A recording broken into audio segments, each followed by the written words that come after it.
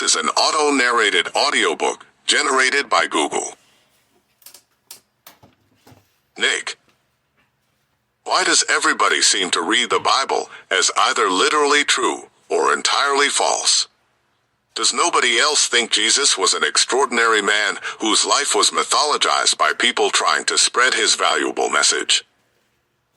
My answer: I take the Bible to be words of God, and Jesus to be God the Son, second in the Trinity. But there are some people with those beliefs which you state Thomas Jefferson had that belief. He wrote what is known as the Jefferson Bible by cutting out the miracles from the life of Jesus in the Gospels. He called this book The Life and Morals of Jesus of Nazareth. From his introduction: I, too, have made a wee little book from the same materials, the Gospels, which I call the philosophy of Jesus. It is a pardigma of his doctrines, made by cutting the texts out of the book and arranging them on the pages of a blank book, in a certain order of time or subject. A more beautiful or precious morsel of ethics I have never seen. It is a document and proof that I am a real Christian, that is to say, a disciple of the doctrines of Jesus, very different from the Platonists who call me infidel and themselves Christians and preachers of the gospel, while they draw all their characteristic dogmas from what its author never said nor saw.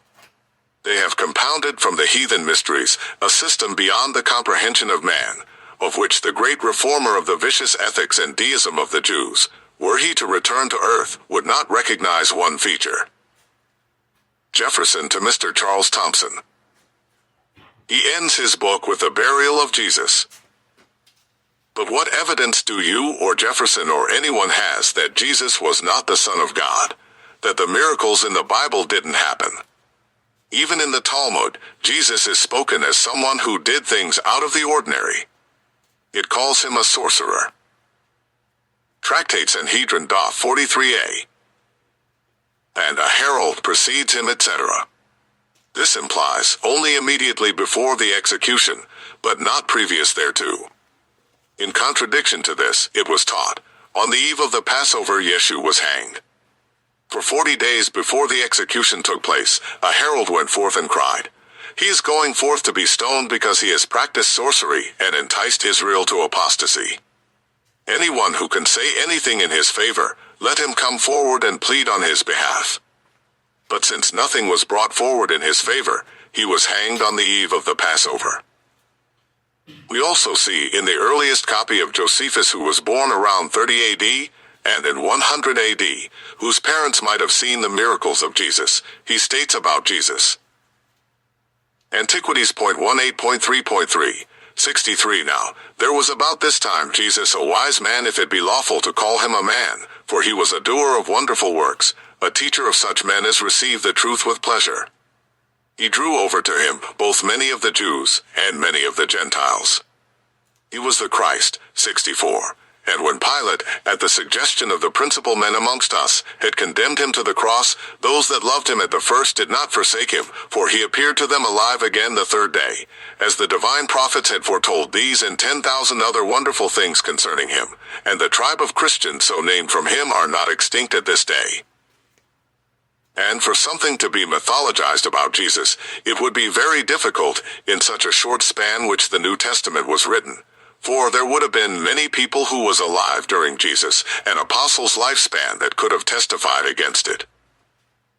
Nick, thank you very much for that. I've actually been thinking, surely I'm not the first person to head down this path. I'm stunned to see Jefferson was among them, though I've taken quite an irrational dislike to him since Hamilton.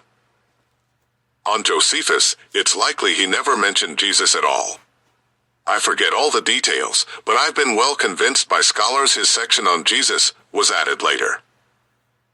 My response: the only reason why some scholars believe it was added because the early church fathers quoted Josephus as a source, but the earliest manuscripts of Josephus states the phrase "I quoted on him." Josephus elsewhere mentions James, the brother of Jesus, being killed, and states he was the brother of Christ. Antiquities .20.9.1, 200. When therefore Ananus was of this disposition, he thought he had now a proper opportunity to exercise his authority. Festus was now dead, and Albinus was bent upon the road. So he assembled the Sanhedrin of judges, and brought before them the brother of Jesus, who was called Christ, whose name was James, and some others, or some of his companions. And when he had formed an accusation against them as breakers of the law, he delivered them to be stoned. So in the way he mentioned James shows that beforehand he had mentioned Jesus previously, and spoke about him as to mention James as Jesus' brother. Nick. Yes, that makes perfect sense. Also, I take back what I said. There is the undisputed mention in context of James.